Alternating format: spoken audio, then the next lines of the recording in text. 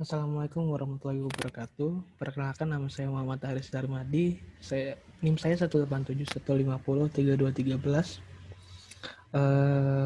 Pada kali ini saya akan menjelaskan tentang peer-to-peer yang ada di cybermedia.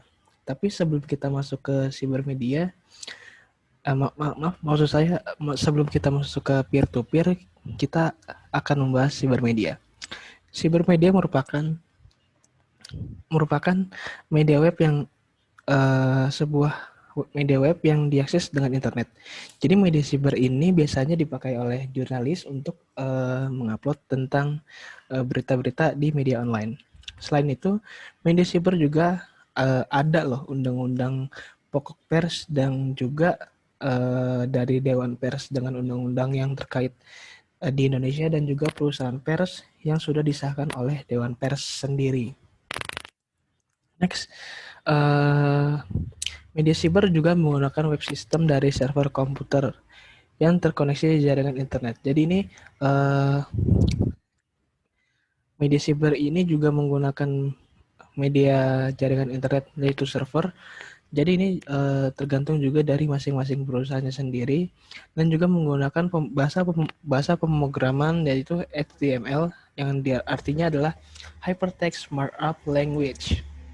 Setelah menggunakan HTML pun disetting setelah disetting akan dibuat lebih sederhana dengan plain text dan juga diterjemahkan menjadi visual berwarna di web page. Nah, jadi setelah kita sudah membahas cybermedia, tentang pengenalannya juga dari HTML juga, sekarang kita masuk ke peer-to-peer. Jadi peer-to-peer ini sebenarnya kita adalah media komunikasi antara pengguna internet. Jadi itu kerjanya peer-to-peer ini mirip kayak apa ya? Bisa SMS, bisa media chatting lah ya. Tapi bedanya ini lebih ke daring, bukan ke aplikasi. Jadi ibarat tuh kayak Google Yahoo Messenger, Google Mail dan juga Google Talk.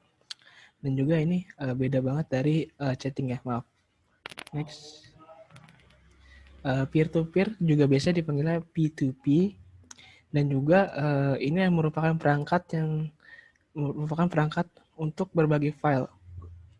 Jadi berbagi file itu bisa seperti dokumen, foto, video dan lain-lainnya juga. Jadi contoh perangkat untuk berbagi file itu biasanya seperti Google Drive, ShareIt ataupun juga Dropbox. Lalu jaringan peer-to-peer merupakan mode jaringan komputer yang bisa tersusun lebih dari satu komputer di lingkungan tertentu agar dapat saling berbagi. Jadi peer-to-peer ini memiliki servernya sendiri lagi agar mudah disaling berbagi dan juga masih bisa diawasi melalui server. Next. Jadi peer-to-peer ini memiliki karakteristik sendiri. Jadi karakteristik peer-to-peer pertama adalah peer-to-peer tidak mempunyai komputer sebagai suatu server yang berdedikasi. Jadi ini lebih mandiri ya peer-to-peer ini. Kedua, lalu tiap-tiap komputer dalam jaringan ini adalah server sekaligus mitra. Jadi maksudnya kenapa dibilang tidak mempunyai komputer sebagai suatu server yang berdedikasi? Jadi ini sudah mandiri. Jadi satu komputer itu sudah bisa menjadi servernya sendiri. Next, tidak memiliki kontrol terkait pengaturan keamanan jaringan. Jadi ini bablas tidak ada pengamanannya sama sekali, jadi lebih bahaya. Lalu keempat, tidak membutuhkan spesifikasi komputer yang berspesifikasi setara guna terhubung dalam suatu jaringan tertentu. Jadi ini peer-to-peer ini pakai kabelan kan ya. Jadi karena pakai kabelan, kita tuh nggak perlu meloading dokumen lebih lama karena ini lebih mudah menggunakan kabelan. Next, kelebihan dari jaringan peer-to-peer adalah peer-to-peer ini sangat mudah diinstalasi. Cara instalasinya dengan cara menyambungkan kabelan lalu konfigurasi antara satu komputer ke komputer lainnya. Lalu implementasi relatif lebih murah karena tidak perlu pengeluaran biaya yang lebih seperti hardware tambahan, mungkin cuma tambah kabel dan juga konektivitas.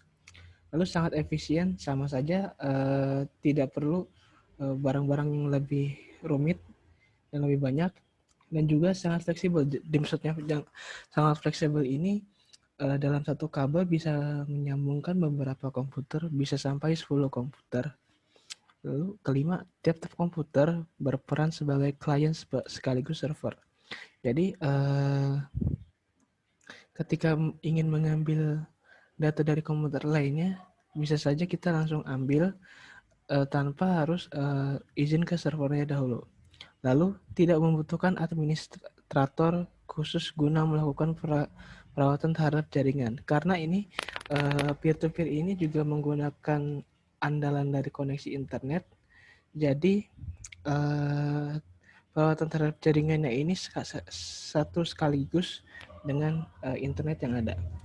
Lalu tidak memerlukan OS maupun aplikasi lainnya untuk servernya sendiri. Jadi ini tuh nggak perlu pakai OS. Kenapa? Karena dengan akses ke setting ataupun ke file manager, Anda bisa banget langsung ke menyambungkan kabel langsung tersambung. Oke, begitu saja. Kesimpulan dari peer-to-peer ini adalah yang pertama mudah, murah, efisien, dan juga cepat. Mengapa begitu? Karena kita tidak memerlukan aplikasi pihak ketiga, hardware tambahan, dan juga perawatan yang lebih mudah. Tetapi kelemahan dari peer-to-peer ini karena tidak ada aplikasi dukungan juga, jadi gampang sekali untuk dibobol oleh orang lain. Sekian dari saya. Mohon maaf bila ada kata yang salah ataupun dikurang-kurangkan atau dilebih-lebihkan. Bila ada